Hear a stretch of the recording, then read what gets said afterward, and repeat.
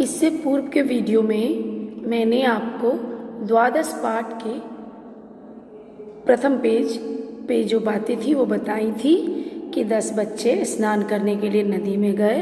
उन्होंने बहुत देर तक स्नान किया और बाद में जब उन्होंने एक दूसरे को अपने आप को गिना तो जो भी गिनती करता था वो स्वयं को नहीं गिनता था और अंत में उन्होंने तय किया कि हम 9 ही बच्चे हैं और 10वां नदी में डूब गया।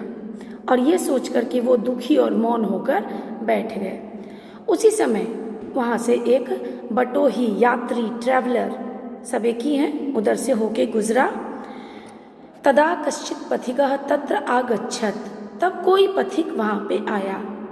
सह तान बालकान दुखितान दृष्ट्वा अपृच्छत, उसने उन बालकों को दुखी देखकर पूछा, बालकाः युष्माकं दुखस्य कारणं किम, बच्चों तुम लोगों के दुख का कारण क्या है।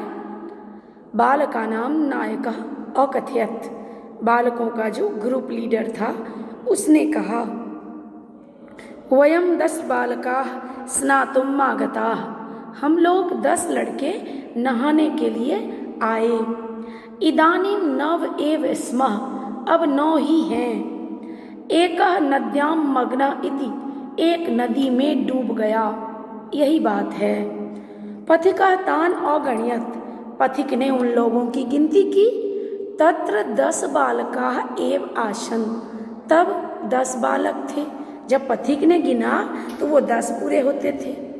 सह नायकम आदिशत, उसने ग्रुप लीडर नायक जो था उसको आदेश दिया, त्वम बालकान गणय, तुम बालकों की गिनती करो।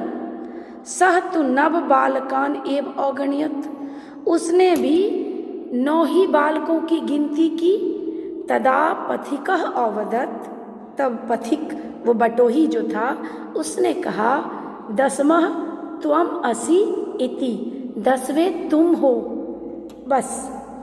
तत् श्रुत्वा, यह सुनकर, प्रहृष्टाः भूत्वा, प्रसन्न होकर, सर्वे गृहम् अगच्छन्, सभी अपने अपने घर को गए।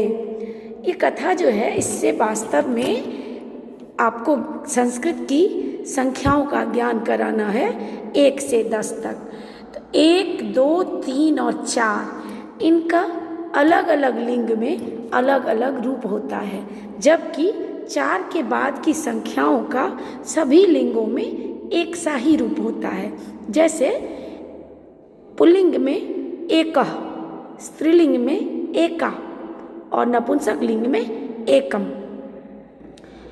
पुल्लिंग में द्वौ और स्त्रीलिंग में द्वे और नपुंसक लिंग में भी द्वे।